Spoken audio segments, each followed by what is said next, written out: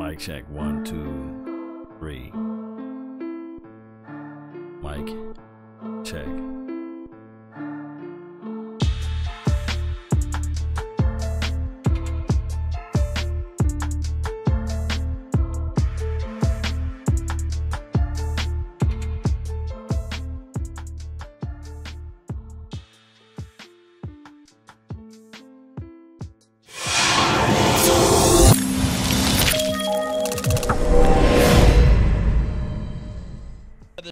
The star, no surprise, Paul Alexander, this Bengals assistant for 23 years, has been officially hired to coach the offensive line, replacing Frank Pollock. Have you texted or heard from our boy Mark Colombo? I have not. I have not heard from him. I have not reached out to him. Very nice. He is... He has avoided my text, my last one that I sent, because he had said, hey, let's go for drinks after the season's over. So I gave him like a week after the season was over, after the loss, or the win, I should say. And he hasn't hit me back yet. A little upset about that there, Marky. Yeah. I know you got a lot of things to worry about over there at the Star and, off-season plans and such. I don't know. It's time. So It's time. Pollock comes from the Bill Callahan School of Zone Blocking, but he's also known for a combination of zone, power, trap schemes, and some people are not happy. Some fans are saying, did y'all look at the Bengals run game last year? They finished last in yards offensively and 31st in rushing. Andy Dalton was sacked 39 times after getting sacked 41 times in 2016. I'm not necessarily going to freak out over that. You're going to have good years. You're going to have bad years. The Cowboys' offensive line got Dak Prescott hit last year. Now, a lot of that has to do with Tyron Smith being out, but I could say, well, your current coach didn't coach up Chaz Green, didn't coach up Byron Bell, so I'm not really freaking out that the Bengals had a bad season with this guy as their offensive line coach. No, I think what they're looking for, at least maybe potentially, is somebody who could, like you said, improve the player's ability. Whether or not the scheme may be the scheme. They may run the same scheme they've always been running. They're just looking for somebody to improve techniques, to help guys along. Because let's face it, the last regime did not improve Byron Bell, did not improve Chaz Green, did not improve the offensive line as a whole. In fact, the offensive line got worse. So maybe you bring in a new voice. We've always been asking for new voices. And now you get a new voice, you don't like it. Cowboys are expected to hire Sanjay Lal as their new wide receivers coach, replacing Derek Dooley. He last coached the Colts wideouts in 2017. He's worked as a wideout coach in Oakland, the Jets, and Buffalo, along with Indy over the last 9 seasons. And Blogging the Boys went back and did some homework. And there's a good and a bad here. It's interesting looking at the drafts that Law's teams have had during his first season with each team. In each of the first 2 stops, Oakland and New York, the team took a receiver high in the draft. That's the good news. The bad news is the players that were taken and whether this guy had a heavy hand in the evaluation.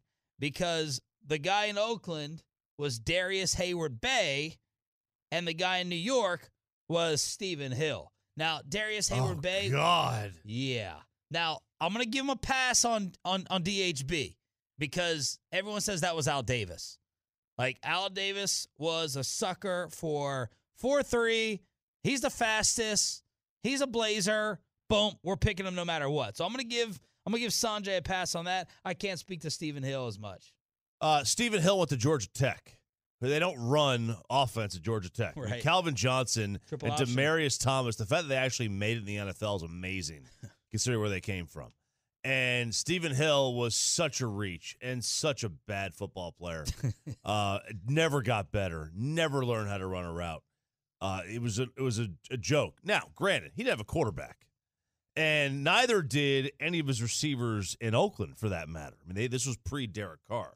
I mean, I remember they had Denarius Moore, they had Lewis Murphy. They had good weapons. They couldn't move the football. So I don't know that either one of those was necessarily Sanjay's fault. As from London. Okay. Hey, man, there's some great Indian food in London. I can't wait to talk to this guy. This is my new hookup. This is my new connection.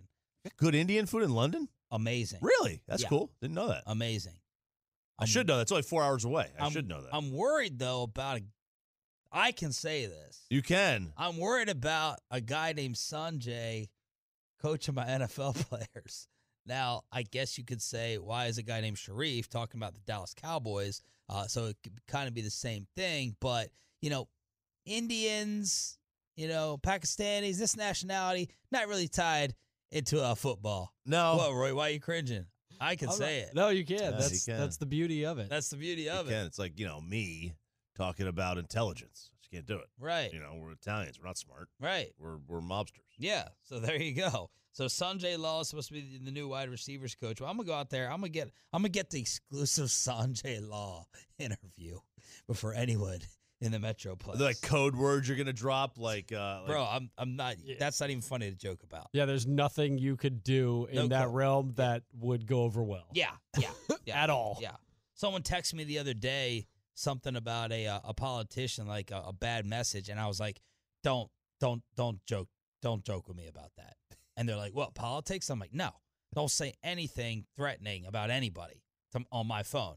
I'm already, getting stopped at the airport 19 times. Oh, I'm my like, gosh. You can get the metadata. my dad will be like that. I'm like going through the airport. He's like, be careful what you say. Be careful talking to me on the phone, saying stuff like this. It's true. All right. This next story bothers me, though. Okay. Todd Archer, and I did not know this until I saw it late last night. Todd Archer reported that the Cowboys offered. Now, Matt Eberflus, linebackers coach, is supposed to be going to Indianapolis with Josh McDaniels to be his defensive coordinator. Archer reported the Cowboys were willing to make Eberflus the defensive coordinator here and promote Rod Marinelli to an assistant head coach role. But Eberflus did not want to step on the toes of Marinelli, who helped teach him the finer points of the 4-3. Remember, Eberflus was here with Rob Ryan originally with the 3-4, but they were willing to have Eberflus be the DC, and it didn't work out. I don't have a problem with Eberflus. Props to you for showing respect to your mentor, Right. to a great teacher in this league. I have a problem, though, with the guy that you apparently wanted not getting the job because the feelings couldn't be sorted out. You know what I'm saying? Trying to think here. Like, you got to do something to remove Rod. You got to take the relationship. You got to remove the relationship aspect from Eberflus's factors. If Eberflus is the guy that they wanted, Right. apparently. So you got to get rid of Rod? But you got to do something. Yo. Thank everybody for letting me work through my technical difficulties here. But the thing is with this coaching staff, when you're talking about Eberflus, right? It could be another Mike Zimmerman case. It could be another the coach that went to the Saints situation. So we got to take mind for that because, youthful minds, how the understudy always have good wrinkles in the system. So I'm just really perplexed about that. Rob Marinelli, I said it before and I say it again. Rob Marinelli is a better defensive line coach than he is a overall coach. I think that if he can just concentrate on the defensive line, we'll be a better team collectively. Now, outside of the draft, I really looked at Vita Vea film, and he will be a plug. I seen somebody put in there Vita Vea. He will be a guy that I would look at if he ever falls to the 19th pick. But by us winning that last game, I think that we kind of kicked ourselves in the foot. Kicked ourselves in the what I meant to say. And that's just how the cookie crumbles with that. I don't think we have a chance of him sliding all the way to the 19th pick without us trading up to get him. We do have a plethora of compensatory picks that we may need to go out and get, but who knows, man? Where are those guys, Italian Cowboy? This is from 105.3 The Fan. They were just talking about the new coaching schemes and philosophy. They're pretty good radio that I listen to, the local radio. So I know most of you guys is in the we already. Have we lost Eberflus from Mike? Yeah, we lost him. He's gone. He's going to the Colts. look for the coach to start, picking players from our team, like the quote unquote maybe Hitchens might go over there to the coach. Who knows? Those are the things that I would have reservations on. Like, when you have a coach that have his influence on the team, you do get a chance of that said player going to the team that the coach is going to. So there's always a situation with that. Who else we have? Darren Payne, Deron Payne. Yeah, he's the man. He doing his thing out there.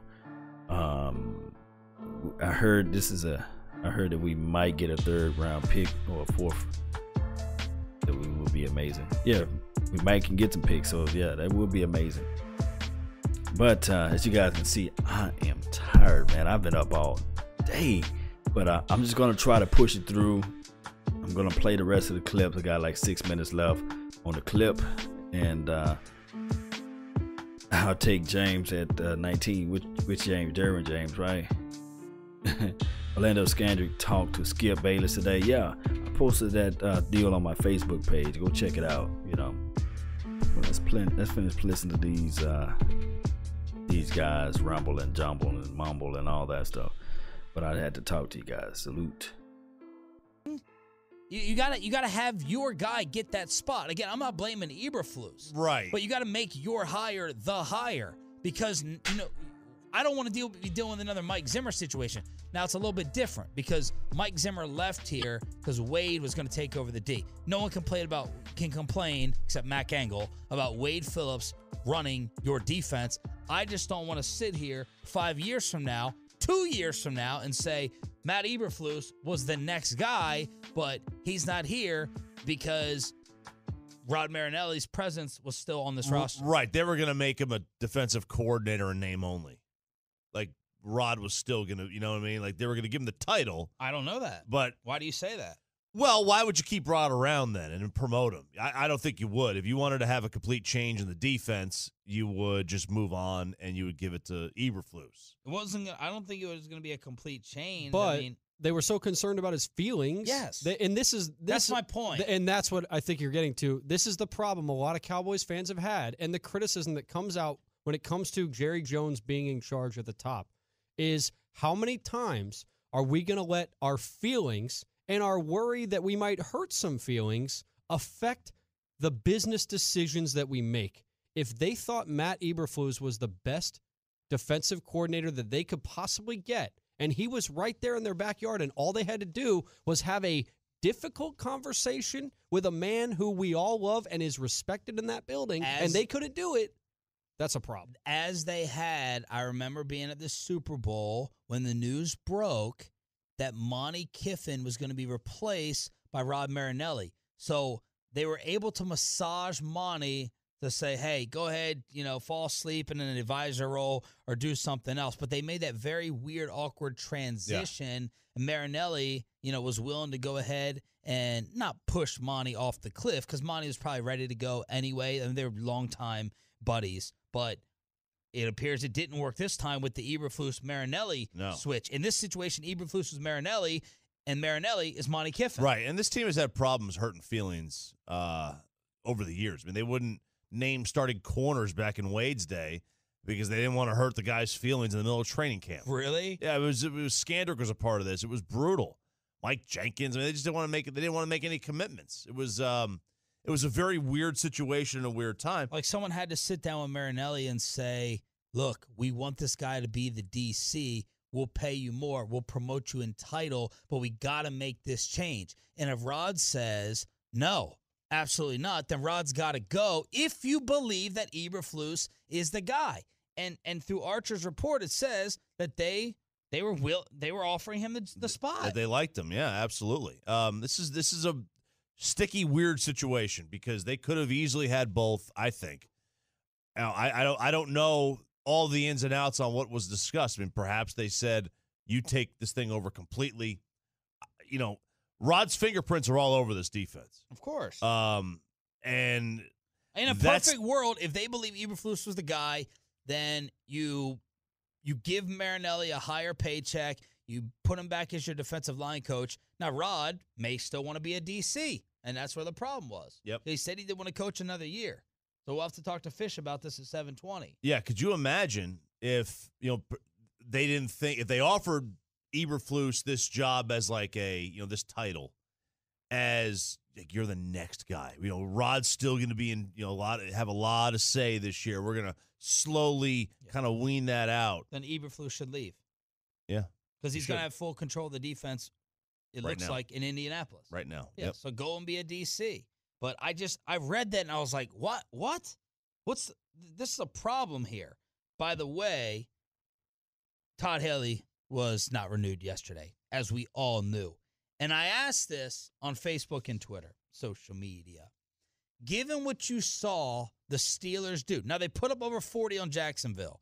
Given what you saw on the fourth down decisions, Roethlisberger apparently not having the ability to audible to quarterback sneaks, running tosses, throwing instead of giving it to Le'Veon, would you still want Todd Haley over Scott Linehan here? Todd Haley was rumored, and Todd Haley, of course, has past Dallas ties. Yeah. Now, different coaching regime, but ties to the organization. Yeah, I'd rather have Todd Haley. But he can't control. I mean, he can't control himself. The guy gets in bar fights. Yeah. I don't want that. So, like, from a coaching standpoint, yes. When you score 42 points, it's really hard for me to put that game on 2 fourth-down calls. I mean, the defense, just don't give up 45. But there was a great point from a lot of Cowboy fans saying Ben made throws in that game that Dak's just not ready for, and that's true. That's fine, but Ben's also he's been in the league for forever, and he's probably going to the Hall of Fame. I mean, we're arguing Hall of Famer versus second-year guy. And, yes, Dak can't make those throws right now. Let's not assume that Ben Roethlisberger came into the NFL and was an elite passer from day one. I mean, he got better. They won early on in large part because they had a great defense too. Right. Not just because of Ben Roethlisberger. Yeah. I almost said Ben Rodgers. Roy, Todd Haley, or Linehan? I guess because of the unknown factor, I guess I'll just stick with Linehan, although I'm not super excited about it. Todd Haley just doesn't do anything for me that I think it's a significant upgrade. Okay. I mean, Ben's put up stupid numbers in the past 3 seasons. Yeah. And he people has have said, look at where the Steelers. I'm just giving and you. I agree, but he also has the 2 best weapons in the game to complement him. He has the best running back and the best wide receiver in the game. Antonio Brown gives him 150 yards receiving every single game, gives him the surest target in the NFL, the best hands, all of that stuff. So I agree, but people have pointed out, look at where all those Steeler wideouts were drafted, and does Haley have anything to do with that development? I think I would be cool with Haley for a change, but I'd stick with Linehan for the temperament. It's just Todd, man. He's nuts. And we are built for the run. We are built to run the rock. Absolutely built to run the rock. I've been waiting to talk about this for a full week. We've been saving it. So, Yo. Thank everybody for tuning in. I'm going to check on some other things right now, and I'll be back with you guys shortly. But let me know down below where you guys think this offense will be next year. Hopefully Dak can get better, and hopefully everything can fall into place next year. Give a shout out to everybody that's in the chat box before I run.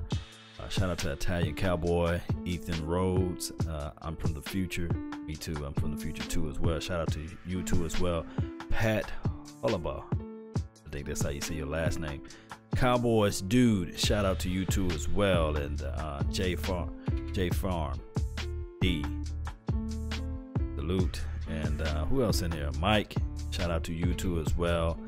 Let me stroll up. Who else in here? Jeff. Salute to you. Cowboys legend 27. Salute to you too as well. And Virginia. I'm about to say Virgin. You're not a virgin. Virginia finest. Shout out to you guys too as well. If I have left out your name or charge it to my head, not my heart. Jazzy Jeff.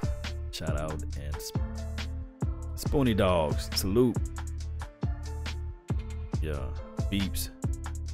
I ain't forgot about you. Beeps. Shout out to you. Sushi 817 from the 817. Shout out to you. You guys have a good night. I'm gonna try to put everything to wraps, and hopefully I can do more videos. But as time is my enemy, it's just that I just can't produce because of my time. You guys know how it is having a 15-month-old child at the house. You know, she's crying every minute and got to get the bottle. And every time that's how it is. Good night.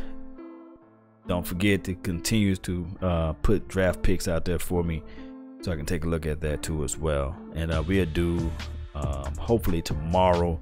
It's going to be a big fiasco with Mark Holmes and Voch Lombardi. Don't forget to tune in to their live stream. I should have enough energy tomorrow to be the mediator of Voch Lombardi versus Mark Holmes. Do you want to keep Jason Garrett? Do you want to get rid of Jason Garrett? Or do you trust the process, or do you really want to change the process? I guess that's going to be the talk line. There's going to be a debate tomorrow, 8 o'clock. That's 9 o'clock Eastern time, 8 o'clock Central time. Be ready, be there, or be square. On Mark Holmes channel or Voch Lombardi channel. We're going to be streaming from both channels. So I'm just going to be the guy in the middle, trying to keep them guys off each other. And that's all I have for today. That's been my time, guys. I really thank you guys for yours. And remember, you're listening to nothing but the best. Salute. I'm out. Peace.